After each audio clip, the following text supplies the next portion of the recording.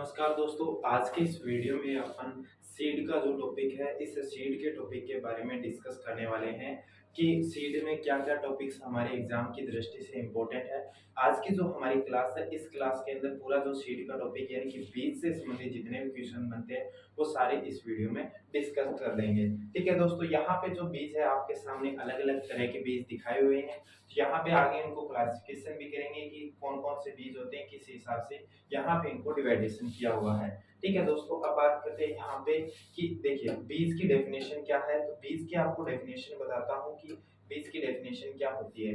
देखिए सबसे पहले बेसिक तरीके से अपन बात करेंगे कि पौधे का वह पार्ट या पौधे का वह भाग जिससे नए पौधे का निर्माण होता हो, उसे क्या कहते हैं, बीज कहते हैं। चाहे देखिए यहाँ पे क्या लिखा है, उसके परिपक्व बीजांड को बीज कहा जाता है, यानी कि परिपक्व बीजांड भी कह सकते हैं। यानी कि अपने दो प्रकार से डेफिनेशन बनती है, एक तो परिपक्व बीजांड से बन सकता है और दूसरा है जैसे पत्ती से हो गया। जैसे पत्ती से किसी पौधे का निर्माण हो रहा है, जैसे पत्थर चटा है पत्ती से निर्माण होता है, तो उसी प्रकार से क्या हो गया, अभी बीजांड से नए यानी कि भ्रूण से नया बीज तैयार होता है, उससे यानी कि बीज कहते हैं। और ये एक सुरक्षात्मक आवरण से घिरा हुआ होता है। ठीक है दोस्तों, यहाँ पे ये बीज के लिए बोला गया है। अब देखिए यहाँ पे बीज उत्पादन करने वाली कुछ एजेंसियां हैं जो कि भारत में, राजस्थान में, उन सभी के बारे में बात करेंगे। इसके साथ में ही आप सभी को मैं बताने जाऊंगा कि यहाँ पे जो एग्जाम की दृष्टि से कुछ महत्वपूर्ण क्वेश्चन रहे थे, वो सारे के सारे क्वेश्चन है वो आप सभी के सामने डिस्कस करेंगे। ठीक है दोस्तों, यहाँ पे देखिए आपके सामने लिखा हुआ है कि बीज उत्पादक एजेंसियां। तो बीज उत्पादक एजेंसियां हैं कौन कौन सी है। सबसे पहले एनएससी यानी कि नेशनल सीड कॉर्पोरेशन। क्या है नेशनल सीड कॉर्पोरेशन, हिंदी में बात करेंगे राष्ट्रीय बीज निगम, जो कि नई दिल्ली के अंदर है। कहाँ पे दोस्तों, नई दिल्ली में है। इसकी जो स्थापना है वो सन 1963 में की गई थी। कब की गई थी दोस्तों, सन 1963 में की गई थी। ठीक है दोस्तों, अब बात करेंगे यहाँ पे कि राजस्थान के अंदर, अब यहाँ पे भारत के अंदर जो बीज उत्पादन करने वाली एजेंसी थी उसका नाम क्या था, एनएससी था। तो अब राजस्थान के अंदर प्रमाणीकरण संस्था भी होनी चाहिए, तो उस प्रमाणीकरण संस्था का क्या नाम था, तो उस प्रमाणीकरण संस्था का नाम है राजस्थान राज्य बीज एवं जैविक प्रमाणीकरण संस्था, जो कि 1977 में स्थापना हुई। कब हुई थी दोस्तों, 1977 के अंदर स्थापना हुई थी। ठीक है दोस्तों, ये राजस्थान राज्य बीज एवं जैविक प्रमाणीकरण संस्था की बात कर रहे हैं। यहाँ पे राजस्थान में कौन सी संस्था है, आरएसएससी। कौन सी, राजस्थान स्टेट सीड कॉर्पोरेशन, यानी कि राजस्थान राज्य बीज निगम है। इसकी स्थापना 28 मार्च 1978 को हुई थी। कब हुई थी दोस्तों, 28 मार्च 1978 को हुई थी। ठीक है दोस्तों, यहाँ पे आपके सामने ये देखने को मिलता है। इसके बाद में बात करते हैं हमारे, यहाँ पे हमने इंडिया की और भारत जो राजस्थान की जो एजेंसियां हैं उनके बारे में हमने बात किया। अब यहाँ पे बात करेंगे बीज निगम यानी कि जो बीज के एक्ट है, इन एक्ट के बारे में बात करेंगे कि एक्ट कौन कौन से आए थे और कब पारित हुआ था और यहाँ पे ये कब लागू हुआ था। तो यहाँ पे सबसे मेन इंपॉर्टेंट है, बीज से संबंधित ये क्वेश्चन आता है। आप सभी जो प्यारे दोस्त हैं वो सभी के सभी इसको स्टार दे देना है, क्योंकि ये एग्जाम की दृष्टि से काफी इंपॉर्टेंट है।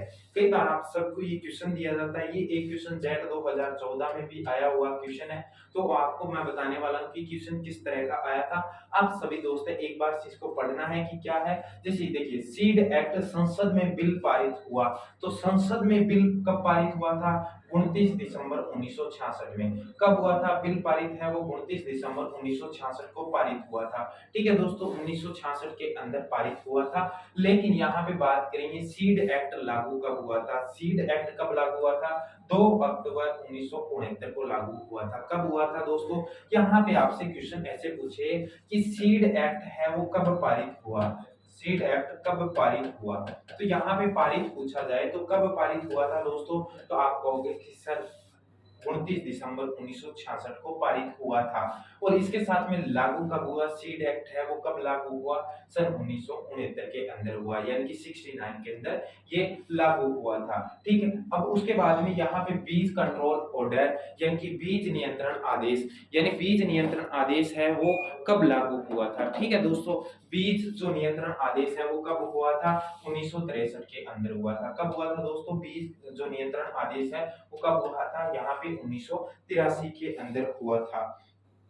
ठीक है, अब देखिए यहाँ पे जेट के अंदर ये क्वेश्चन पूछा हुआ है, सन 2014 में जेट का ये क्वेश्चन रहा हुआ है कि सीड एक्ट है वो कब घोषित हुआ, यानी कि कब घोषित हुआ। ठीक है, अब कब घोषित हुआ इसके बारे में इन्होंने लिखा है। जिन्होंने यहाँ पे ऑप्शन दिया था, सबसे पहले ए ऑप्शन दिया था 2002, दूसरा ऑप्शन यहाँ पे दिया था सन 1966, 1966, सी ऑप्शन दिया था 1969 और यहाँ पे डी ऑप्शन था 1983। तो यहाँ पे आप सभी को मैंने ये क्वेश्चन पूछा, तो इस क्वेश्चन का जो आंसर है वो क्या हो जाएगा दोस्तों, तो आप सभी कहोगे कि दो सर इसका जो आंसर है वो यहाँ पे हो जाएगा सी आंसर है वो राइट आंसर हो जाएगा, यानी कि 2 अक्टूबर 1969 को ये बिल पारित हुआ था। ठीक है दोस्तों, यहाँ पे ये हमारे सामने देखने को मिल गया। अब यहाँ पे हमने ये जो सीड एक्ट है इसके बारे में पढ़ा। अब बात करते हैं यहाँ पे कि जो बीज सूचकांक है जिसे सीड इंडेक्स कहते हैं। क्या कहते हैं? बीज सूचकांक या seed act, sorry seed index कहते हैं। ठीक है, अब यहाँ पे इसके बारे में हम बहुत ही महत्वपूर्ण पॉइंट है आपको जो बेसिक तरीके से मैं समझाने वाला हूँ। जैसे आपके सामने कोई कॉपी है, यहाँ पे आपके सामने एक कॉपी है, जब आप प्रैक्टिकल की फाइल बनाते हो उस प्रैक्टिकल की फाइल पे सबसे पहला पेज होता है, उस पे इंडेक्स लिखा होता है। क्या लिखा होता है दोस्तों? यहाँ पे आपकी कंफ्यूज सबसे ज्यादा किस में रहता है, एक तो रहता है 100 बीजों का और एक रहता है 1000 बीजों का। इन दोनों में कंफ्यूज रहते हो कि सीड इंडेक्स किसे कहते हैं और सीड वेट किसे कहते हैं। तो आपको इसमें मैं बताने वाला हूँ कि किस हिसाब से आप करोगे। तो सबसे पहले इंडेक्स लिखा होता है, यानी कि एक ही पेज होता है, इस पेज के अंदर हमने कम अक्षर लिखे, यानी कि हमारे पास में जो एक ही पेज था, इस पेज के अंदर क्या किया हमने, कम ही अक्षर लिखे। हमने इसमें क्या किया भी, कम ही अक्षर लिखे। इन कम अक्षरों में क्या ही हमने देख लिया कि इस फाइल के अंदर हमारा ये मैटर है, यानी कि 100 बीजों के जो वेट होता है, यानी कि 100 बीजों का जो भार होता है, उन्हें क्या कहते हैं, सीड इंडेक्स कहते हैं। दोबारा से सुनिए, देखिए कम यानी कि जो कम है, यानी कि कम क्या है, 100 बीज है, तो जो कम बीज है उनको कहते हैं 100 बीज, यानी कि 100 इंडेक्स, यानी 100 बीजों के भार को सीड इंडेक्स कहा जाता है। क्या कहा जाता है दोस्तों? सीड इंडेक्स कहा जाता है। ठीक है, अब यहाँ पे इसके साथ में ही आपको यहाँ पे दिया हुआ है कि यह बड़े आकार के बीजों के लिए काम में लिया जाता है, जैसे मूंगफली, मक्का, चना, मटर आदि, इन सभी के लिए काम में लिया जाता है। तो मूंगफली का जो टेस्ट वेट है वो कितना, सॉरी सीड इंडेक्स है वो कितना होता है, तो आप सबको यहाँ पे मैं सारणी के माध्यम से समझाऊंगा, लेकिन इसके साथ में आप सभी को यहाँ देखना है कि देखिए यहाँ पे आपके सामने लिखा हुआ है, देखिए सीड इंडेक्स के बारे में क्या लिखा हुआ है, सीड इंडेक्स के बारे में लिखा हुआ है। यहाँ पे सीड इंडेक्स की बात करते हैं, चना का यहाँ पे लिखा हुआ है 16 ग्राम हो जाएगा, मक्का का यहाँ पे 20 से 25 ग्राम हो जाएगा, मटर का यहाँ पे 35 से 40 ग्राम हो जाएगा, जो मूंगफली है उसका 45 ग्राम हो जाएगा और सोयाबीन का है वो 10 से 15 ग्राम हो जाएगा। ठीक है दोस्तों, यहाँ पे सोयाबीन का वो कितना हो जाएगा, 10 से 15 ग्राम हो जाएगा। अब आपसे क्वेश्चन पूछे कि चने का जो टेस्ट वेट है वो कितना होता है, सॉरी चने का सीड इंडेक्स कितना होता है, तो आप चने का जो सीड इंडेक्स है वो कितना होता है, 16 ग्राम होता है। इससे संबंधित यानी कि सीड वेट से संबंधित और सीड इंडेक्स से संबंधित एक क्वेश्चन एग्जाम में आया हुआ था, तो आप सभी जो दोस्त है एक बार इसको देख लेना है कि ये काफी इंपॉर्टेंट है।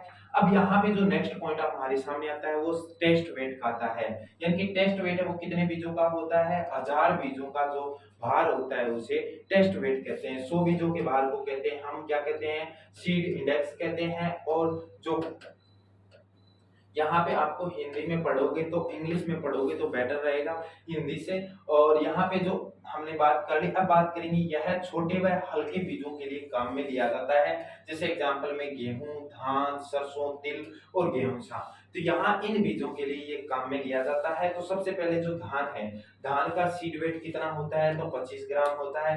मोस्ट इंपोर्टेंट ये दोनों है, आप सभी जो दोस्त है इसको भी एक बार स्टार दे देना है, क्योंकि इससे संबंधित आप सबसे एक क्वेश्चन पूछा गया था जो कि आप सभी को आगे मैं पूछने वाला हूं, जो कि आपका ये एग्जाम जेट 2021 का जो एग्जाम हुआ था ये इसमें पूछा गया था। किसमें? जेट 2021 के एग्जाम में पूछा गया क्वेश्चन था। ठीक है, उसमें क्या पूछा था कि सरसों का 1000 बीजों का वजन कितना होता है, तो वहां पे ऑप्शन में 5 से 6 ग्राम दिया हुआ था।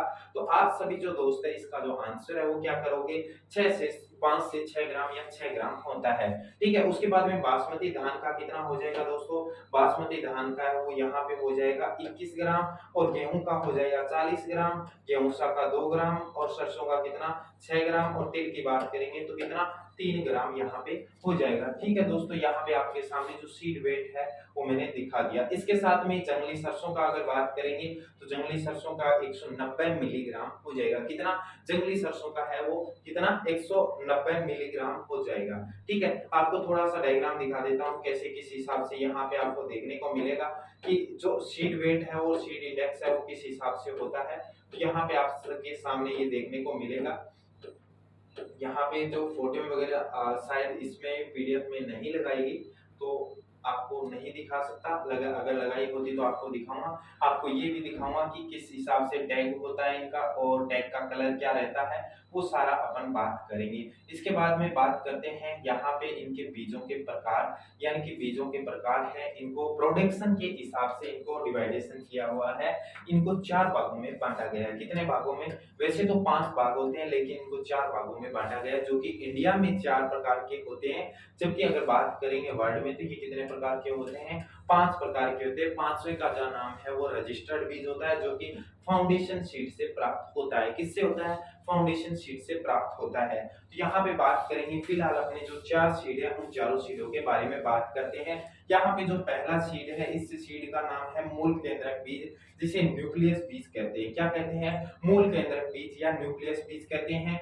दूसरा हो जाएगा ब्रीडर, यानी कि ब्रीडर बीज हो जाएगा। तीसरा हो जाएगा फाउंडेशन सीड और चौथा हो जाएगा सर्टिफाइड सीड। कौन सा हो जाएगा? सर्टिफाइड सीड हो जाएगा। ठीक है दोस्तों, यहाँ पे मैंने चारों का नाम बताया। अब बात करेंगे हिंदी में जो ब्रीडर बीज है उसको प्रजनक बीज बोलते हैं, और जो फाउंडेशन बीज है इसको क्या बोलते हैं? आधार बीज बोलते हैं, और सर्टिफाइड बीज है इसको क्या बोलते हैं? प्रमाणित बीज बोलते हैं। ठीक है दोस्तों, यहाँ पे ये जो इससे संबंधित एक क्वेश्चन आया हुआ है जेट एग्जाम में भी, जो काफी इंपॉर्टेंट क्वेश्चन है, आप सभी के दोस्तों को मैं बताने वाला हूँ। ये क्वेश्चन है, एक तो आया हुआ है जेट के अंदर, इसके साथ में ये काफी इंपॉर्टेंट सारणी है जो कि काफी बार पूछा गया है। इससे संबंधित टैग कलर पूछा गया है, या फिर इसमें इनका जो स्रोत है वो पूछा गया है, या फिर इनमें से ये पूछा गया है कि मदर बीज किसे कहते हैं। तो सबसे पहला जो क्वेश्चन है वो आपको यहाँ पे मैं बताता हूँ कि जो पहले मूल केंद्रक बीज है इसके बारे में पढ़ते हैं कि मूल केंद्रक बीज क्या होता है। ठीक है दोस्तों, यहाँ पे प्रजनक यानी कि जो उत्पादन देने वाला होता है, यानी कि जो पहली बार जो बीज प्राप्त करता है, यानी कि जो पहली बार बीज को प्राप्त किया, यानी कि कोई हमारे पास में कोई पौधा है, इसके अच्छे हमने क्या किया, अभी यहाँ पे ये पौधा है, इस पौधे से अच्छी वैरायटी हमें प्राप्त हुई, तो जो पहली बार जो पर्सन है यानी व्यक्ति तैयार करता है ये बीज होता है मूल केंद्रक बीज। यानी कि क्वेश्चन क्या है कि प्रजनक के द्वारा प्राप्त किया जाने वाला प्रारंभिक बीज कौन सा होता है। तो प्रारंभिक बीज कौन सा होता है? वो मूल केंद्रक बीज होता है। ठीक है दोस्तों, यहाँ पे ये जो मूल केंद्रक बीज होता है इसमें आनुवंशिक शुद्धता 100% होती है, और फिजिकल प्योरिटी है वो कितनी होती है? वो भी 100% होती है। यानी कि जेनेटिक प्योरिटी और फिजिकल प्योरिटी है वो कितनी होती है? 100% होती है। ये दोनों है वो 100% होती है। अब बात करें यहाँ पे टैग का कलर, तो यहाँ पे दोस्तों टैग का कलर है वो किसी प्रकार का टैग का कलर नहीं होता। क्या दोस्तों? यहाँ पे टैग का कलर है वो किसी प्रकार का नहीं होता। ठीक है दोस्तों, अब यहाँ पे ये जो पौधा है वो क्या लिखा है? पादप प्रजनक या जीन बैंक के द्वारा ये जो बीज है वो तैयार किया जाता है। किसके द्वारा किया जाता है? पादप प्रजनक या बीज यानी कि जीन बैंक के द्वारा ये बीज तैयार किया जाता है। मैंने यहाँ पे ये जो क्वेश्चन पूछा था वो जेट 2012 में आया हुआ क्वेश्चन था, वो आप सबको मैंने पूछ लिया। ठीक है, अब देखो यहाँ पे बात करेंगे ये जो बीज है यानी कि मूल केंद्रक से प्राप्त होने वाला बीज कौन सा है? वो है ब्रीडर बीज। यानी कि दूसरे बीज की बात करते हैं हम, ब्रीडर बीज यानी प्रजनक बीज। यहाँ पे इन दोनों बीजों के अंदर 100% फिजिकल प्योरिटी होती है और 100% ही आनुवंशिक शुद्धता होती है। इन दोनों बीजों में क्या होती है? 100% यहाँ पे फिजिकल प्योरिटी एंड यानी भौतिक शुद्धता और आनुवंशिक शुद्धता दोनों में होती है। ठीक है, यहाँ पे बात करेंगे इनका जो टैग कलर है, यानी कि टैग का रंग है वो किस रंग का होता है? पीले रंग का होता है। यहाँ पे इनका टैग याद करने की ट्रिक मैं बताऊंगा। आप सभी अपनी वीडियो को ज्यादा से ज्यादा अपने दोस्तों के पास शेयर करना है, और हमारे चैनल पर नए हो तो चैनल को भी सब्सक्राइब करना है। आप सभी के लिए डेली की इसी तरह की क्लासेस चलती रहेगी, और ऑनलाइन कोर्स भी आप सभी को अवेलेबल होता रहेगा। ठीक है दोस्तों, यहाँ पे बात करेंगे जो यानी कि यहाँ जो प्रजनक बीज है इसके टैग का कलर कौन सा होता है? पीले रंग का होता है। और ये जो बीज है वो किससे प्राप्त होता है, यानी कि किसका स्रोत है? वो है यहाँ पे मूल केंद्रक, यानी कि मूल केंद्रक बीज से प्राप्त होता है। ठीक है दोस्तों, यहाँ पे आपको टैग दिखाता हूँ कि किस कलर का टैग होता है। यहाँ पे आपके सामने टैग दिखा देता हूँ। आप सभी जो दोस्त है वो एक बार देखोगे कि इस तरह का आपको टैग देखने को मिलेगा। ठीक है, ये रहा आपके सामने येलो कलर का टैग है, वो आपको देखने को मिल रहा है, लेकिन थोड़ा सा इसकी जो क्वालिटी है वो डाउन हो रखी है। लेकिन आप सभी एक बार देखोगे, यहाँ पे जो आपको यहाँ दिखाया हुआ है, ये जो थैले हैं, ये थैले दिखाए हुए हैं, इन थैलों के ऊपर येलो कलर का दिखाया हुआ है, यहाँ पे भी येलो कलर का टैग है। तो इस तरह का एक टैग लगा रहता है, वो आप सभी देख लोगे कि इस तरह का टैग होता है। ठीक है, आपको आगे मैं दिखाऊंगा, सारे टैग है वो एक साथ में दिखा दूंगा। फिलहाल अपन बात करेंगे इनके जो कलर वगैरह है, इनको अच्छे से पढ़ लेते हैं। अब उसके बाद में जो आधार बीज है, इस आधार बीज को अपन बात करेंगे। इस आधार बीज को अपन मदर सीड भी बोलते हैं। क्या? मदर सीड भी बोलते हैं, फाउंडेशन बीज भी बोलते हैं। ठीक है, इसमें जो आनुवंशिक शुद्धता है वो 98 होती है, यानी कि 98% होती है, और फिजिकल प्योरिटी है वो भी कितनी होती है? 98% होती है, यानी कि भौतिक शुद्धता भी 98% होती है। और जो इसमें जो बीज का रंग है, यानी बीज का जो टैग, सॉरी, यहाँ पे जो थैले का जो टैग का रंग है वो कौन सा होगा? सफेद रंग का होगा। और ये जो बीज प्राप्त होता है वो कौन से बीज से प्राप्त होता है? प्रजनक बीज से प्राप्त होता है। कौन से बीज से? प्रजनक यानी ब्रीडर बीज से प्राप्त होने वाला बीज कौन सा है? तो यहाँ पे आपको देखने को मिलेगा, ये बीज है फाउंडेशन बीज होगा। ठीक है, जिसे अपन आधार बीज बोलते हैं। फिर उसके बाद में 4 नंबर बीज आता है, जिसे प्रमाणित बीज बोलते हैं, जिसे सर्टिफाइड सीड के नाम से भी जाना जाता है। ठीक है दोस्तों, यहाँ पे सर्टिफाइड सीड के नाम से भी जाना जाता है। यहाँ पे जो बात करेंगे कि इनकी जो आनुवंशिक शुद्धता है और यहाँ पे फिजिकल प्योरिटी है, ये सर्टिफाइड एजेंसियों के द्वारा जो बीज है वो तैयार किया जाता है। ये बीज तैयार किया जाता है, उनकी जो एजेंसियां तैयार करती है उन पे डिपेंड करता है कि वो कितना देते हैं। लेकिन आनुवंशिक शुद्धता है वो लगभग 95 से आसपास होनी चाहिए। आनुवंशिक शुद्धता और फिजिकल प्योरिटी है वो यहाँ पे आपको कितनी देखने को मिलेगी? लगभग 90 देखने को मिलेगी। ठीक है, यहाँ पे अब जब भी आप सीड लेने जाओ, आपको बोल दिया जाए कि सीड लेने जाना है, तो सबसे पहले आप क्या देखोगे? तो उसमें आप सबसे पहले देखोगे इसकी जो आनुवंशिक शुद्धता कितनी है, फिजिकल प्योरिटी कितनी है, और इसमें साथ में आप सब देखोगे कि इसमें एक्सपायरी डेट वगैरह क्या है क्या नहीं है, वो बात करेंगे। ठीक है, अब देखो इसमें जो कलर है वो किस रंग का होगा? नीले कलर का टैग होगा। ठीक है, अब ये बीज है वो किससे प्राप्त हो रहा है? आधार बीज से प्राप्त हो रहा है। अब यहाँ पे आपको टैग यानी कि टैग याद करना है कि सर हमें टैग याद करने की ट्रिक बताओ कि कैसे क्या करना है। ठीक है दोस्तों, यहाँ पे जो टैग का कलर है वो क्या हो जाएगा? पी से डी। ठीक है, यहाँ पे कैसा हो जाएगा? पी से डी। तो देखिए यहाँ पे पी का क्या हो गया? पीला, और से का मतलब क्या हो गया? सफेद, और नी का क्या हो गया? नीला हो गया। ठीक है दोस्तों, यहाँ पे आपको देखने को ये मिलेगा। यहाँ पे आप टैग इस तरह के देख सकते हो। अब यहाँ पे आप सबको मैं टैग दिखाता हूँ कि किस तरह के टैग होते हैं। अब यहाँ पे आपके सामने जो टैग है वो आपको थोड़ा सा दिखा देता हूँ। जो अपना जो सबसे पहले कौन सा बीज था जिसमें येलो कलर का टैग था?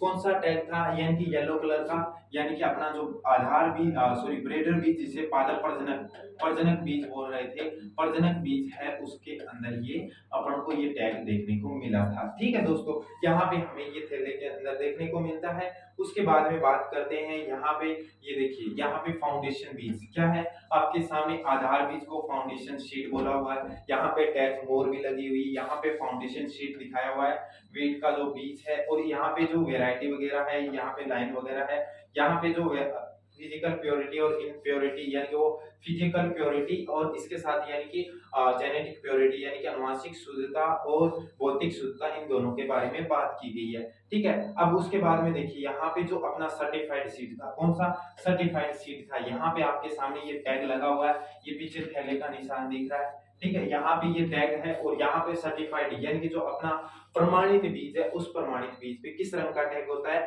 यहाँ पे इस नीले रंग का टैग होता है। यहाँ पे आपके सामने दिखाया हुआ है कि इस तरह का टैग होता है। ठीक है दोस्तों, यहाँ पे मैंने टैग दिखा दिए। अब बात करते हैं नेक्स्ट में कि जो नेक्स्ट हमारा पॉइंट आता है वो क्या रहता है। ठीक है, अब देखिए यहाँ पे हमारा जो बीज का जो भाग थे वो हमने क्लियर कर लिए। अब यहाँ पे आपका जो पांचवा जो टैग था, जो बीज था, जो मैंने आपको बताया कि जिसे रजिस्टर्ड बीज बोलते हैं, जिसे अपन हिंदी में बात करें तो क्या नाम बोलते हैं, यहाँ पे पंजीकृत बीज बोलते हैं। ठीक है, क्या बोलते हैं, पंजीकृत बीज। ये जो बीज है प्राय भारत में उत्पादित नहीं किया जाता। मैंने शुरुआत में जब बताया था तो मैंने आपको बताया था कि भारत के अंदर बीज तैयार नहीं किया जाता, तो वो कौन सा है, रजिस्टर्ड बीज है। इस जो बैग होता है, इस बीज का जो बैग का कलर है वो कौन सा, पर्पल या बैंगनी कलर का होता है। किस रंग का, पर्पल या बैंगनी कलर का होता है। ये जो बीज है किसानों को प्राप्त होने वाला बीज, अब देखो ये किसानों को बीज प्राप्त नहीं होता अपने भारत के अंदर, जबकि ये विदेशों का बीज है, जो कि आधार बीज के बाद में बात करेंगे। यहाँ पे हमारे बीज से सबसे पहले न्यूक्लियस, फिर ब्रेडर, फिर फाउंडेशन, फिर उसके बाद रजिस्टर्ड आता है, फिर आता है सर्टिफाइड। जबकि भारत में क्या होता है, फाउंडेशन के बाद सर्टिफाइड को दिया जाता है। ठीक है, यहाँ पे इस रजिस्टर्ड को यहाँ पे नोट कर दिया जाता है, जबकि आप जब आगे जो हाई क्वालिफिकेशन करोगे तो यहाँ पे आपको ये देखने को मिलेगा यहाँ बीज के अंदर। ठीक है, अब यहाँ पे बात क्वेश्चन कैसा है, अब ये जेट के अंदर आया हुआ क्वेश्चन है। जेट 2010 के अंदर ये क्वेश्चन आया था कि जो अपना सर्टिफाइड सीड है उसमें टैग कलर कौन सा होता है। तो यहाँ पे जेट 2014 में आया हुआ था सर्टिफाइड सीड में, तो आप इसका आंसर क्या दोगे कि सर नीले रंग का टैग होता है, तो यहाँ पे आप नीले रंग का टैग कर दोगे। ठीक है, अब बात करेंगे यहाँ पे कि ये क्वेश्चन भी जेट और आईसीआर के अंदर पूछा हुआ था कि किसानों को प्राप्त होने वाला बीज कौन सा है। तो किसानों को प्राप्त होने वाला बीज कौन सा है, सर्टिफाइड बीज या प्रमाणित बीज होगा। कौन सा दोस्तों, सर्टिफाइड या प्रमाणित बीज होगा। अब देखो मैंने मदर सीड बताया, यानी कि जो मदर बीज है वो बताया था, तो यहाँ पे लिखा हुआ है क्या कि आधार बीज को बोलते हैं। ठीक है दोस्तों, यहाँ पे आपके सामने ये लिखा हुआ है, ये मैंने पहले से आपको बता दिया। अब देखिए यहाँ पे बात करेंगे कि उत्तम क्वालिटी के जो बीज हैं वो उनकी क्या क्या गुण होते हैं, उन सभी के बारे में बात करेंगे। ठीक है दोस्तों, अब आपसे क्वेश्चन ऐसा पूछा जाए कि जो उत्तम जो बीज होते हैं, उत्तम बीज है वो देसी वैरायटी है, अपनी लोकल वैरायटी है, उस लोकल वैरायटी के मुकाबले कितने प्रतिशत अधिक है वो उत्पादन देता है, कितने प्रतिशत अधिक उत्पादन देता है, उसके बारे में बात करेंगे। तो यहाँ पे जो बीज है, यानी कि ये जो बीज है वो 10 से 15% की देता है। कितने, 10 से 15% यहाँ पे अधिक उत्पादन देता है। क्या लिखा है, बीज की वह किस्म जो स्थानीय किस्म के मुकाबले 10 से 15% उपज अधिक देती है। कितने परसेंट, 10 से 15% अधिक उपज देती है। ठीक है दोस्तों, यहाँ पे हो गया। अब सबसे पहला पॉइंट क्या था, आनुवांशिक शुद्धता, जिसे मैं बार बार फिर जेनेटिक प्योरिटी बोल रहा था। तो आपने बोला कि सर आप तो कुछ इंग्लिश में बोल रहे हो, बार बार किसको बोल रहे हैं। तो यहाँ पे मैंने बताया था कि जेनेटिक प्योरिटी को है वो आनुवांशिक शुद्धता को बोलते हैं। अब आनुवांशिक शुद्धता क्या है, देखिए जो अपना जो बीज है, प्योर जो अपना बीज है, इस बीज में क्या है, किसी अन्य वैरायटी के बीज ना हो। क्या दोस्तों, अन्य वैरायटी के बीज ना हो। जैसे आपको यहाँ पे बीज देखने को मिल रहा है, यहाँ पे आपके सामने जो ये बीज है वो मैं दिखाता हूँ। जैसे ये बीज आपको दिख रहा है, इस बीज में अन्य कोई वैरायटी के बीज नहीं दिख रहे, इसमें कोई नहीं दिख रहा, ना ही इसमें दिख रहा, ना ही इसमें दिख रहा, क्योंकि ये जो 100% क्या होगी, इसमें 100% जेनेटिक प्योरिटी यानी आनुवांशिक शुद्धता होगी उसे, यानी कि जिसमें अन्य वैरायटियों के बीज वगैरह या वीड यानी खरपतवार के बीज ना हो, उन्हें आनुवांशिक शुद्धता कहते हैं। ठीक है दोस्तों, यहाँ पे आपके सामने ये देखने को मिला। अब यहाँ पे देखिए ये लिखा हुआ है मुख्य फसल, यानी कि जो लिखा हुआ क्या है आपके सामने कि मुख्य, एक मिनट, मुख्य फसल में अवांछित यानी रोग्यू बीड को हटाना, ये तो अलग बोल दिया। एक बार के लिए आप जो बोलना चाहता था वो लिखते हैं। अब यहाँ पे मैंने देखो जेनेटिक बोल रहा था बार बार, जेनेटिक प्योरिटी, इसको बाद में पढ़ेंगे एक बार के लिए, क्योंकि पहला ये चीज है आनुवांशिक शुद्धता को चेक करने के लिए किसका काम में लेते हैं, यानी कि कौन सा परीक्षण काम में लेते हैं या आनुवांशिक शुद्धता जांच करने के लिए। तो यहाँ से देखिए जेनेटिक प्योरिटी क्या है, जेनेटिक जी से शुरू हो रहा है और एक जो टेस्ट है उसका नाम है GOT टेस्ट। क्या है, ग्रो आउट टेस्ट। जिसे अपन जीओटी टेस्ट के नाम से भी जाना जाता है। आपसे पूछा जाए कि जीओटी टेस्ट क्या है या जीओटी टेस्ट का प्रयोग किस लिए किया जाता है, तो किसके लिए किया जाता है? आनुवंशिक शुद्धता के लिए किया जाता है। ठीक है दोस्तों, यहाँ पे हमारे सामने जीओटी, जी से क्या हो गया? जेनेटिक प्योरिटी, और जी से हो गया ग्रो आउट टेस्ट हो गया। ठीक है दोस्तों, यहाँ पे आपका जो डाउट है वो भी क्लियर हो गया। अब यहाँ पे अपना जो आता है रोग्यूवीड क्या होता है और इसके साथ में रोगिंग किसे कहते हैं। रोग्यूवीड का मतलब ये होता है, जैसे मैंने यहाँ पे वैरायटी बोई, कौन सी? गेहूं की कोई वैरायटी है, गेहूं की वैरायटी है, इस एरिया में मैंने गेहूं की वैरायटी बोई थी। इस वैरायटी में क्या हुआ यहाँ पे दोस्तों, इस वैरायटी में क्या है कि जैसे यहाँ पे मेरे पास में ये, 1 मिनट के लिए रुकिए, मैंने यहाँ पे ये वैरायटी बोई। इस वैरायटी में क्या हुआ, यहाँ पे मैंने ये वैरायटी पहले से बो रखी थी, वो थी एच डी, सॉरी, यहाँ पे मैंने बो रखी थी कल्याण सोना, मान लीजिए कल्याण सोना। ठीक है, अब कल्याण सोना अपने पास ये वैरायटी थी। इस कल्याण सोना में क्या है, गेहूं की दूसरी वैरायटियों के पौधे उग जाना। जैसे यहाँ पे मैंने दूसरी वैरायटी के एच डी या 1482, क्या एच डी 1482 या एच डी 2329, ठीक है, या यहाँ पे सोनारो हो गया। ठीक है, यहाँ पे सोनारो या अन्य किस्म, यानी कि बात करेंगे एक अपनी जो मुख्य किस्म थी उसके अलावा अन्य किस्म का जो पौधा उगता है या अन्य किस्म का जो पौधा उगता है उसे अपन क्या बोलते हैं? रोग्यूवीड बोलते हैं। क्या बोलते हैं? रोग्यूवीड, यानी कि रोग्यू खरपतवार बोलते हैं। क्या बोलते हैं? रोग्यू खरपतवार बोलते हैं। ठीक है, और इनको जो उखाड़ने की क्रिया, यानी कि उखाड़ कर फेंकने की क्रिया है, उसे रोगिंग कहा जाता है। क्या कहा जाता है? रोगिंग कहा जाता है। ठीक है दोस्तों, यहाँ पे ये हमारे सामने देखने को मिलेगा। अब यहाँ पे मैं थोड़ा सा एक बार फिजिकल प्योरिटी पढ़ते हैं, उसके बाद में आपको दिखाऊंगा कि आनुवंशिक शुद्धता है वो किस हिसाब से होगी और फिजिकल प्योरिटी है वो किस हिसाब से होगी। देखिए, जो फिजिकल प्योरिटी है, अपन मैंने यहाँ पे जीपी के नाम से पहले बोल रहा था, इसको पीपी के नाम से लिख रहा था, यानी कि पीपी और जीपी। ठीक है, ये समझ गए। अब देखिए, प्रमाणित बीजों के अंदर भौतिक शुद्धता है वो कितनी होती है? 98% होती है। मैंने यहाँ पे आपको 95 बताई थी, जबकि कई किताबों में 95 से 98 भी होता है, जबकि कई किताबों में 98 से 99% भी देखने को मिलता है। ठीक है दोस्तों, यहाँ पे आपको मैंने इसलिए एक्चुअली कम बताया था ताकि आप सभी जो दोस्त है कई बार टैग देखते हैं तो यहाँ पे आपको देखने को मिलता है।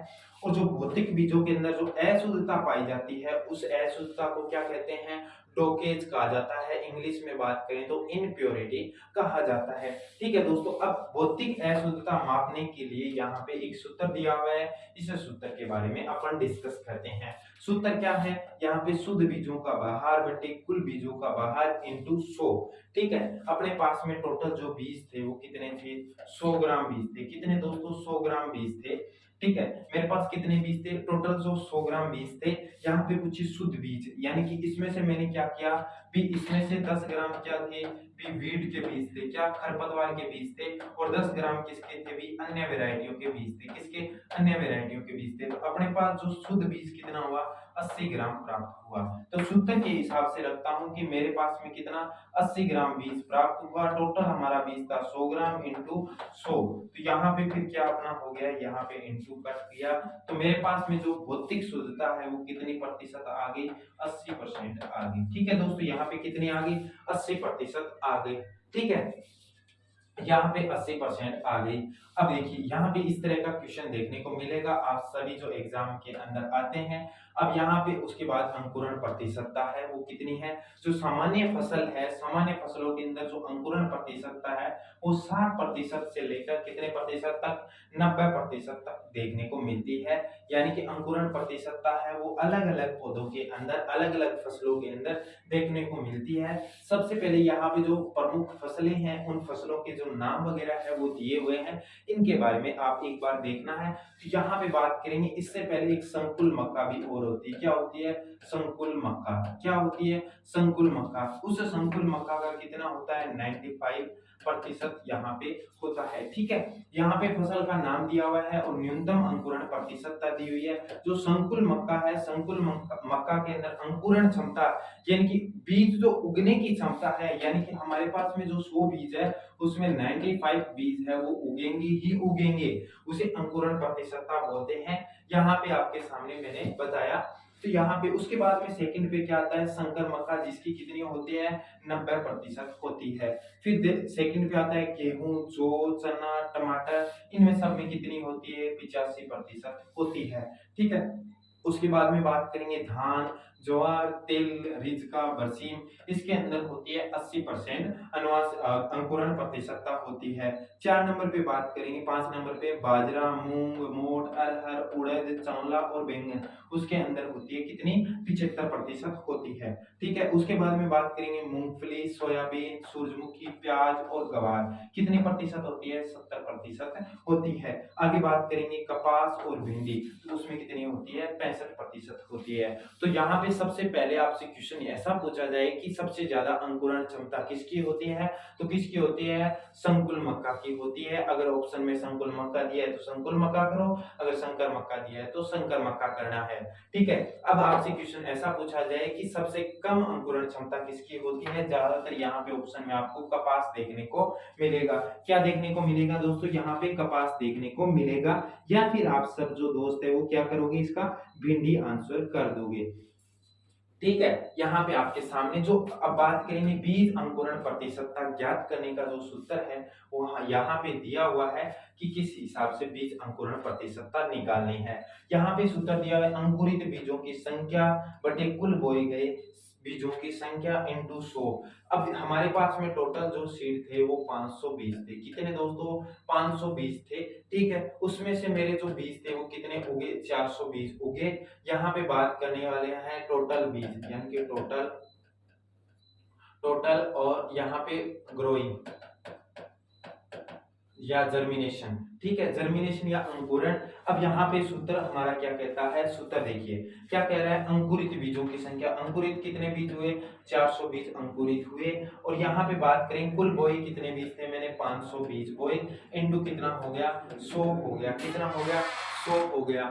ठीक है, अब यहाँ पे बात करेंगे, इन दोनों को कट कर देते हैं। यहाँ पे अपने पास कितना, यहाँ या इसको कट कर देते हैं तो अपने सामने क्या आ गया 400/5, कितना आ गया 400/5। अब यहाँ पे अपने पास में कितना आंसर आ जाता है, कितना आ जाता है दोस्तों, आप फटाफट से आप एक बार कीजिए, इसका हो जाएगा 81% या 80%। यहाँ पे आपको 80 से 81% देखने को मिलेगा। ठीक है दोस्तों, कितना 80 से 81% देखने को मिलेगा। ठीक है, आपका अब ये हो जाता है 80 से 81%। आपको थोड़ा सा मैं बता देता हूँ, यहाँ पे आपके सामने लिखा हुआ है 5 8 40 0 80। ठीक है, यहाँ पे मैंने 81 लिखा, जबकि 80 से 81% बता दिया, कोई दिक्कत वाली बात नहीं है। यहाँ पे आप सब जो दोस्त है वो देख रहे हैं कि इसका जो आंसर है वो क्या आ जाएगा 80% अंकुरण प्रतिशतता है वो हमें देखने को मिली। यानी कि जो हमारे पास जो बीज थे उनकी जो अंकुरण प्रतिशतता थी वो कितनी थी, वो 80% थी। ठीक है, अब देखिए यहाँ पे किस हिसाब से यहाँ पे अंकुरण प्रतिशतता है वो देखने को मिलती है। तो यहाँ पे आपको सामने दिखा देता हूँ थोड़ा सा, देखिए मैंने यहाँ पे ये बीज है वो लगाए, लगाने के बाद में देखिए यहाँ पे अंकुरण प्रतिशतता है वो देखने को मिलेगी। देखिए थोड़ा सा इस फोटो को छोटा करता हूँ, देखिए इस इमेज को अपन देखते हैं। यहाँ पे देखिए बीज उग रहे हैं, ये धीरे धीरे कुछ बीज है, जैसे यहाँ पे ये लगाया हाथ में लिया हुआ है, ये बीज उगा नहीं है, बाकी देखिए यहाँ उगा हुआ है, फिर ये उग रहा है, ये ऐसे सीक्वेंस में रखा हुआ है। ये क्या है, अंकुरण प्रतिशतता के बारे में बताया हुआ है। ठीक है दोस्तों, यहाँ पे अंकुरण प्रतिशतता के बारे में बात की गई थी।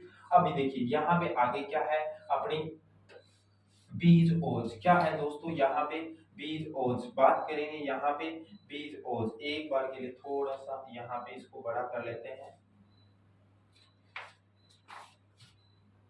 ये लो। ठीक है दोस्तों, यहाँ पे बड़ा हो गया। अब ये बीज ओज, चौथा पॉइंट अपना क्या है, बीज ओज। इस बीज ओज के बारे में बात करते हैं कि बीज ओज क्या होता है। तो आप सभी जो दोस्त है एक बार देख रहे होंगे कि बीज ओज यानी कि अपन बात करेंगे जैसे जैसे जैसे अपन जवान होते हैं तो हमारे में जो कार्य करने की क्षमता ज्यादा होती है, यानी कि जीवित, यानी कि जैसे जैसे पौधा क्रियात्मक और भौतिक रूप से हष्ट पुष्ट होता है या हष्ट पुष्ट या क्रियात्मक दृष्टि से मोटा होता है, तो उसकी जो ओज क्षमता है वो ज्यादा होती है। और जैसे जैसे उम्र घटती है वैसे वैसे क्या होगा भी, इसका ओज है वो घटता है। क्या होगा, उम्र, आकृति, क्रियात्मक और स्वास्थ्य, स्वास्थ्य के हिसाब से बताया गया है। तो यहाँ पे बताया गया है, ये आपको थोड़ा सा हार्डली बताया, लेकिन जो मैंने बताया कि जैसे जैसे उम्र बढ़ेगी वैसे वैसे बीज ओज है वो क्या होगा, घटेगा, जिसे सीड विग्योर के नाम से भी जाना जाता है। किस नाम से, सीड विग्योर के नाम से भी जाना जाता है। ठीक है दोस्तों, यहाँ पे आपके सामने ये देखने को मिलेगा। अब देखिए यहाँ पे नेक्स्ट पॉइंट क्या आता है हमारे सामने, वास्तविक उपयोग मान, यानी कि रियल वैल्यू। ये इंपॉर्टेंट क्वेश्चन है, रियल वैल्यू। ये जो क्वेश्चन है जो डब्ल्यू का एग्जाम हुआ था 2022 के अंदर, इस एग्जाम्स के अंदर ऐसा क्वेश्चन आया हुआ है। तो आप सभी जो दोस्त हैं इस टॉपिक से हर बार हर एग्जाम के अंदर क्वेश्चन आता ही आता है। इसको आप सीरियसली देख लेना कि किस प्रकार से ये क्वेश्चन आते हैं और किस प्रकार से नहीं आते। तो यहाँ पे अगर आपको नहीं समझ में आता तो आप कमेंट करके पूछ सकते हो, आपको दोबारा से इसका जो पॉइंट है वो डिस्क्राइब करके बता दिया जाएगा। ठीक है दोस्तों, यहाँ पे आपको मैं क्लियर रूप से बता दूंगा। देखिए यहाँ पे बात करेंगे रियल वैल्यू, जिसे अपन वास्तविक उपयोग मान कहते हैं। तो यहाँ पे सूत्र क्या है, अंकुरण प्रतिशत इंटू भौतिक प्रतिशत बटे 100।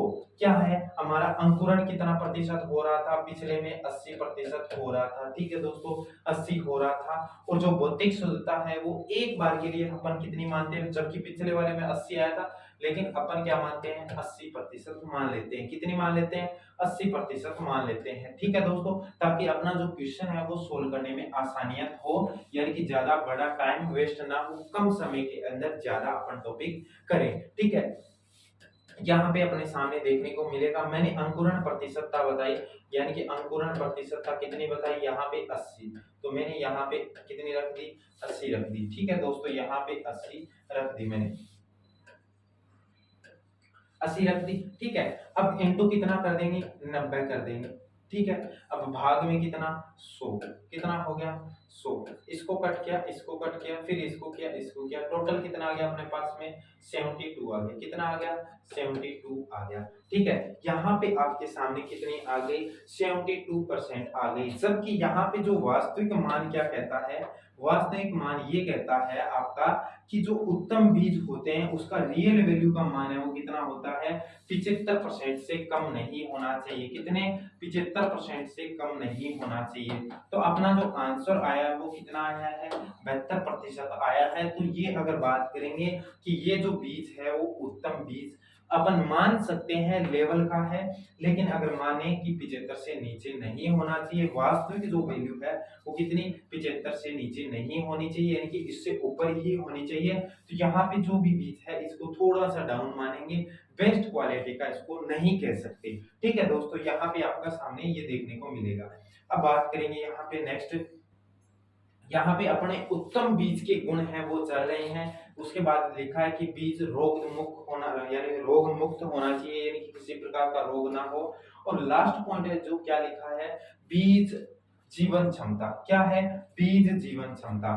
तो यहाँ पे बीज की जो जीवन क्षमता है चेक करने के लिए यहाँ पे सबसे पहला जो टेस्ट है वो है टीजेड टेस्ट। क्या, टीजेड टेस्ट होगा, जिसे टेट्राजोलियम टेस्ट के नाम से जाना जाता है या टेट्राजोलियम परीक्षण के नाम से जाना जाता है। क्या इसे जैविक टेस्ट के नाम से जाना जाता है, क्या कहा जाता है दोस्तों, यहाँ पे टेट्राजोलियम या जैविक टेस्ट के नाम से जाना जाता है। इसमें जो केमिकल होता है वो 235 टेट्राजोलियम क्लोराइड या ब्रोमाइड नाम का एक रसायन होता है। किस नाम का, टेट्राजोलियम क्लोराइड या ब्रोमाइड नाम का एक रसायन होता है, जिसमें कितना, 1% का घोल होता है, जो कि बीजों को डूबने से, यानी कि डुबोने, यानी कि कितने घंटे तक, 24 घंटे तक पानी के अंदर इस जो केमिकल होता है इसमें डुबो कर रखते हैं। कितने घंटे तक, ये 24 घंटे तक इसको डुबो कर रखते हैं। तो इनको डुबो कर रखते हैं, तो यहाँ पे इनमें क्या होता है दोस्तों, ये जो बीज है ना, इन बीजों का जो रंग है, यानी क्या बोला है, डुबोने से जो बीज है इनका जो कलर है, यानी जो जीवित बीज है, इन बीजों का क्या रंग हो जाएगा, लाल या गुलाबी रंग का हो जाएगा। अब ध्यान रखना है यहाँ पे जो अपना 1% घोल है वो कितने घंटे तक, 24 घंटे तक बीजों को डुबो कर रखना है। लेकिन यहाँ पे जो बीज जीवित है उन बीजों का रंग लाल या गुलाबी रंग का हो जाता है, जिसे फोरोमिन यानी फॉर्मेशन के कारण होता है। किसके कारण होता है, फॉर्मेशन के कारण होता है। देखिए यहाँ पे अब बात करेंगे नेक्स्ट में कि जो अपना टीजेड टेस्ट है ये बहुत ही इंपॉर्टेंट है। इसको वाइबिलिटी टेस्ट के नाम से भी जाना जाता है, यानी कि जीवन क्षमता को अगर बात करेंगे तो वाइबिलिटी टेस्ट बोलते हैं। तो यहाँ पे वाइबिलिटी टेस्ट की बात करेंगे तो वाइबिलिटी टेस्ट किसे कहते हैं, जीवन क्षमता को ही कहा जाता है। ठीक है, अब यहाँ पे इसकी खोज करता है वो यानी कि क्या है, बोरेज लोकन होगा, जो कि 1940 के अंदर इसकी खोज करता रहा था। यानी यानी 1940 के अंदर इसकी खोज की थी। अब बात करेंगे नेक्स्ट में, जिसे पोटेशियम परमैंगनेट यानी KMnO4 टेस्ट कहते हैं। यानी कि इस विधि में क्या होगा, KMnO4 का घोल होता है, इस घोल के अंदर अंकुरण क्षमता यानी कि बीजों को डाला जाता है, और इसमें जो बीज होते हैं यानी कि जो मर्द बीज होते हैं उनका कलर क्या है, बदल जाता है। उसमें तो क्या हुआ, जो जीवित बीज थे उनका कलर है लाल व गुलाबी हुआ था, जबकि इसमें जो मर्द बीज हैं उनका रंग है वो बदल जाएगा। ठीक है दोस्तों, इसके साथ में ही तीसरा टेस्ट होता है जिसे अपन बात करेंगे गोल्डेक्स टेस्ट। क्या है, गोल्डेक्स टेस्ट बोलते हैं। ठीक है, उसके बाद में एक गोल्डेक्स टेस्ट हो गया, और एक और होता है जिसका नाम बात करेंगे इंडिगो इंडिगो कमाइन कमाइन विधि। ये विधि भी काम में ली जाती है। ये चार जो पॉइंट है वो चारों के चारों क्या है, सॉरी जीवन क्षमता के लिए काम में लिए जाते हैं। कौन कौन से टेस्ट है, एक बार से रिवाइज कीजिए इसको दोस्तों, कि यहाँ पे आपके सामने दिया हुआ है। सबसे पहला टीजेड टेस्ट जिसे जैविक टेस्ट कहते हैं या टेट्राजोलियम टेस्ट कहते हैं। दूसरा क्या है, पोटेशियम परमैंगनेट या KMnO4 टेस्ट कहते हैं। और तीसरा पॉइंट है यहाँ पे आपके सामने इंडिगो कंबाइंड टेस्ट, और यहाँ पे इसके साथ में है और गोल्डेक्स टेस्ट। क्या है, गोल्डेक्स टेस्ट हो जाएगा। ठीक है दोस्तों, यहाँ पे ये क्वेश्चन है वो आपको देखने को मिलेगा। ये जो क्वेश्चन है वो आपको W2000, ये जो क्वेश्चन आया हुआ है यानी कि W2018 की भर्ती में आया हुआ क्वेश्चन है। W2012 की 18 की क्वेश्चन में आया हुआ है कि जीवन क्षमता जांच करने के लिए कौन सा टेस्ट दिया जाता है। तो यहाँ पे आपको ये क्वेश्चन देखना है। यहाँ पे आपके सामने जो चारों मैंने ये लिखवाए हुए हैं, चारों आपको देखने को मिल गए। ठीक है दोस्तों, अब यहाँ पे देखिए मैंने उत्तम जो बीज थे उनके गुण बात किए। अब यहाँ पे उत्तम बीज उत्पादन की विधियां हैं, यानी कि उत्तम बीज कैसे प्राप्त करेंगे। सबसे पहले है बीज का चुनाव करेंगे, यानी कि कौन सी जो वेराइटी है वो वेराइटी बो रहे हैं, अच्छी वेराइटी का बीज लेने की कोशिश करेंगे। ठीक है दोस्तों, कौन सी अच्छी वेराइटी का बीज है वो लेने की पूरी कोशिश करेंगे। दूसरा पॉइंट यहाँ पे क्या कहता है, बहुत ही महत्वपूर्ण पॉइंट है, जो कि पृथक्करण दूरी जिसे आइसोलेशन डिस्टेंस कहते हैं, यानी कि दो किस्मों के मध्य आनुवंशिक शुद्धता बनाए रखने के लिए जो जो दूरी रखी जाती है उसे क्या कहते हैं, पृथक्करण दूरी कहते हैं। यानी कि हमारे सामने दो वेराइटियां हैं, इन दोनों वेराइटियों के बीच में जो दूरी रखी जाती है, यानी कि इन दोनों हाथों के बीच में जो दूरी है, इन दूरी को क्या बोलते हैं, हम पृथक्करण दूरी कहते हैं। ठीक है दोस्तों, यहाँ पे इन्होंने पृथक्करण दूरी के बारे में बताया हुआ है। देखिए बीज उत्पादन के लिए विभिन्न प्रकार की जो पृथक्करण दूरी है वो आपके सामने, जैसे आधार बीज की और प्रमाणित बीज की यहाँ पे मीटर के अंदर दर्शाई हुई है। किसमें, यहाँ पे सबसे पहले स्वपरागित फसलें यानी कि सेल्फ पोलिनेटेड जो क्रॉप्स होती है उनके बारे में बात करते हैं। तो यहाँ पे सबसे पहले क्या है, गेहूं, जौ, जई, धान, सोयाबीन और मूंगफली। इसके अंदर आधार बीज की जो डिस्टेंसिंग है यानी पृथक्करण दूरी है वो 3 मीटर, और जो प्रमाणित बीज की है वो कितनी है, वो भी 3 मीटर होती है। ठीक है, उसके बाद में चना, मूंग, उड़द, इसमें कितनी होती है, 10 मीटर आधार बीज की होती है, 5 मीटर की किसकी होती है, प्रमाणित बीज की होती है। उसके बाद में बात करेंगे टमाटर की, तो टमाटर में आधार बीज है वो 50 मीटर होता है और प्रमाणित बीज है वो कितना होता है 20 मीटर होता है। उसके बाद में बात करेंगे सरसों, इसमें यानी कि 200 मीटर तो होती है आधार बीज की दूरी और 50 मीटर किसकी होती है प्रमाणित बीज की दूरी। ठीक है, ये तो था स्वपरागित फसलों के बारे में। उसके बाद में क्रॉस पोलिनेटेड फसलें हैं, यानी जिसे परपरागित फसलें कहते हैं। क्या परपरागित फसलें कहते हैं? यहाँ पे सेल्फ पोलिनेटेड यानी कि सेल्फ पोलिनेटेड या स्वपरागित वाली फसलें कौन सी है? तो यहाँ पे मूंग, जौ, जई, धान, सोयाबीन, मूंगफली, चना, मूंग आदि सभी के क्या होंगे? ये सारे सेल्फ पोलिनेटेड हो जाएंगे। सभी जो दोस्त है इसका एक बार स्क्रीनशॉट ले लो। अब बात करें यहाँ क्रॉस पोलिनेटेड में, तो यहाँ पे संकुल मक्का और ये संकर मक्का मोस्ट इंपोर्टेंट है, तो आप सभी एक बार इसको स्टार दे देना है। और यहाँ पे बात करेंगे जो संकुल मक्का उसके आधार बीज की जो दूरी है वो 400 मीटर और प्रमाणित बीज की कितनी है 200 मीटर, और जो संकर मक्का है उसकी 600 मीटर, और यहाँ पे बात करेंगे प्रमाणित बीज की है वो कितनी 300 मीटर रहने वाली है। ठीक है दोस्तों, यहाँ पे उसके बाद में बात करेंगे सामान्य बाजरा। सामान्य बाजरा में कितनी है 400 मीटर तो आधार बीज की होती है और 200 मीटर किसकी होती है प्रमाणित बीज की होती है। उसके बाद में संकर मक्का जिसकी आधार बीज तो हजार मीटर क्या होती है आधार बीज की दूरी होती है और 200 मीटर किसकी होती है प्रमाणित बीज की होती है। ठीक है, यहाँ पे आपने सभी जो दोस्त है उन्होंने स्क्रीनशॉट ले लिया है। अब उसके बारे में बात करेंगे नेक्स्ट में। हमारा परपरागित में चल रहे थे बाजरा हो गया, संकर बाजरा भी हो गया, सलजम और मूली। सलजम और मूली वो क्या है 1600 मीटर है, वो तो आपकी आधार बीज की, और 1000 मीटर है वो क्या हो जाएगी आपकी प्रमाणित बीज की। उसके बाद में है सूरजमुखी या कुसुम की 400 मीटर आधार बीज की और 200 मीटर है प्रमाणित बीज की हो जाएगी। गाजर की कितनी है 1000 मीटर तो हो गई यहाँ पे आधार बीज की, और 800 मीटर किसकी हो गई यहाँ पे आपकी प्रमाणित बीज की हो गई। ठीक है, उसके बाद में बात करेंगे प्याज। ये जो W 2018 का जो एग्जाम हुआ था उसमें ये क्वेश्चन आया हुआ है। यहाँ पे इसमें पूछा गया था कि प्रमाणित बीज या आधार बीज, यानी प्रमाणित बीज आधार बीज की जो दूरी है वो 1000 मीटर होती है और प्रमाणित बीज की कितनी होती है 400 मीटर होती है। तो आधार बीज की दूरी कितनी होती है यहाँ पे 1000 मीटर होती है। ठीक है, उसके बाद में बात करेंगे ऑप्टन क्रॉस पोलिनेटेड। कौन सी? ऑप्टन क्रॉस पोलिनेटेड या प्राय परपरागित फसलें। ठीक है, जिसमें बात करेंगे कपास आगे, मिर्च आगे और अरहर। ये तीन फसलें हैं जो कि परपरागित में आती है, प्राय परपरागित में, जिसमें कपास की आधार बीज की कितनी है 50 मीटर है और यहाँ पे जो प्रमाणित की है वो है 30 मीटर। और उसके बाद में बात करेंगे मिर्च की कितनी है 400 मीटर है और प्रमाणित बीज की कितनी है 200 मीटर, और अरहर की कितनी है 200 मीटर और 100 मीटर प्रमाणित बीज की हो गई। यहाँ पे आपके सामने जो पृथक्करण दूरी है वो किस हिसाब से देखने को मिलती है, तो यहाँ पे आपको दिखाता हूँ। जैसे यहाँ पे ये जो बीज है आपको देखने को मिलेगा, ये जो बीज है इन बीजों के जो आपस की जो दूरी है क्या है, इन बीजों के जो आपस की दूरी है, इन बीजों के आपस की दूरी को ही आधार बीज यानी कि जो अपना फाउंडेशन बीज लिया था या प्रमाणित बीज लिया था, इन बीजों के जो बीज की दूरी है उनको बोला गया है कि प्रमाणित बीज, और जो आधार बीज की दूरी है उन बीजों की दूरी के बारे में बताया गया है कि आइसोलेशन डिस्टेंस है वो ऐसे रखी जाती है, यानी कि इन दोनों बीजों की रखी जा गई है और इस प्रकार से भी इन दोनों बीजों के अंदर ये रखी गई है। आप सब जो दोस्त है वो आप देख रहे होंगे इन दोनों के अंदर सेम है, इसमें भी सेम है, तो इस हिसाब से इनको आकार वाइज यानी कि इनको जितनी आइसोलेशन डिस्टेंसिंग है उसी हिसाब से इन पौधों को और इन बीजों को लगाया जाता है। ठीक है दोस्तों, अब यहाँ पे बात करेंगे नेक्स्ट पॉइंट अपना, यहाँ पे बीज के अंदर इससे संबंधित काफी जो इंपॉर्टेंट टॉपिक्स है जो कि आपके एग्जाम में काम रहता है।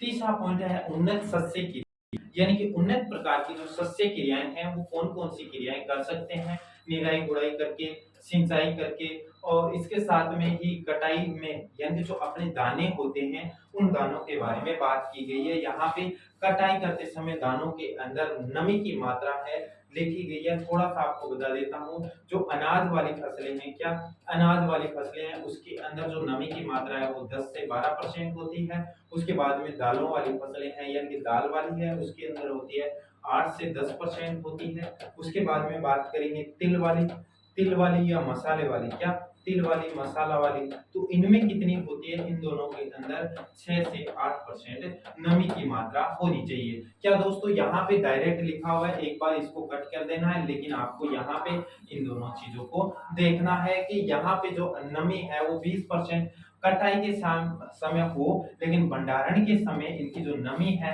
वो जो मैंने बताई है, यानी कि अनाज में 10 से 12%, दाल वाली में 8 से 10%, तिल और जो अपनी मसाला वाली है उसमें कितनी 8 से 10% होनी चाहिए। अब आगे अपनाता है सीड डोरमेंसी, यानी कि बीज की जो सुसुप्ता अवस्था है, ये काफी इंपॉर्टेंट है। यानी सीड डोरमेंसी क्या है? जैसे बात करते हैं कि जब अंकुरण करने की, यानी कि जब ग्रोइंग यानी उगने की जो क्षमता होती है, यानी बीजों का जो गुण होता है, जब उगने की यानी कि उनका जो टाइम आता है तब तक वो निष्क्रिय होकर भूमि में पड़े रहते हैं, यानी कि बीजों के गुण को अस्थायी रूप से निष्क्रिय करना क्या कहलाता है? बीज सुसुप्तावस्था या सीड डोरमेंसी कहते हैं। ठीक है, इनको 3 भागों में डिवाइडेशन किया हुआ है। कितने भागों में? 3 भागों में डिवाइडेशन किया हुआ है, जिसे प्राथमिक सुसुप्ता, द्वितीयक सुसुप्ता और यहाँ पे बलकर्त सुसुप्ता अवस्था। देखिए यहाँ पे प्राथमिक सुसुप्ता अवस्था में लिखा है कि बीज शुष्क भार के आधार पर परिपक्व हो जाता है, परंतु अंकुरण योग्य नहीं होता। यानी कि ये सुसुप्ता अवस्था है, बीज का जो सुसुप्त बहार है, बहार के हिसाब यानी सूखे की बहार के हिसाब से वो एक बार के लिए निष्क्रिय हो जाता है, लेकिन जब उसको मेंटेन टेम्परेचर मिलता है वो ऑटोमेटिकली उगना शुरू हो जाता है। दूसरा क्या कहता है? असामान्य परिस्थितियां, यानी असामान्य परिस्थितियां क्या होती है? जैसे दोस्तों बात करते हैं असामान्य परिस्थितियां, जैसे कई बार क्या होता है अपन बेमौसम फसलें उगाते हैं, उनको असामान्य परिस्थितियां बोलते हैं, यानी कि बेमौसम उनको जो उगाना, उसके बाद में बल कर दिया, यानी बीजों को अधिक गहराई तक बोने, ताप प्रकाश का अभाव व CO2 की अधिकता होती है। यानी कि बल कर कौन सी होती है? जैसे ये मानो अपनी जो बीज है उसको हमने बोना था 5 सेंटीमीटर की गहराई पे, जबकि हमने क्या कर दिया, उसको 15 सेंटीमीटर की गहराई पे बो दिया, तो ये जो बीज है, यानी कि ये बीज क्या हो गया? अधिक ताप सहने, यानी कि उसमें ताप तो नहीं है, लेकिन इसमें क्या होगा, ये नीचे की तरफ हो गया, या फिर उसमें क्या है, ये बीज ऊपर की तरफ है, उसमें ताप ज्यादा हो गया तो उगेगा नहीं, या फिर इसमें प्रकाश या CO2 की अधिकता यानी नीचे की तरफ होगा, अवमर्दा होती है, यानी कि नीचे की तरफ होगा तो यहाँ अवमर्दा होती है।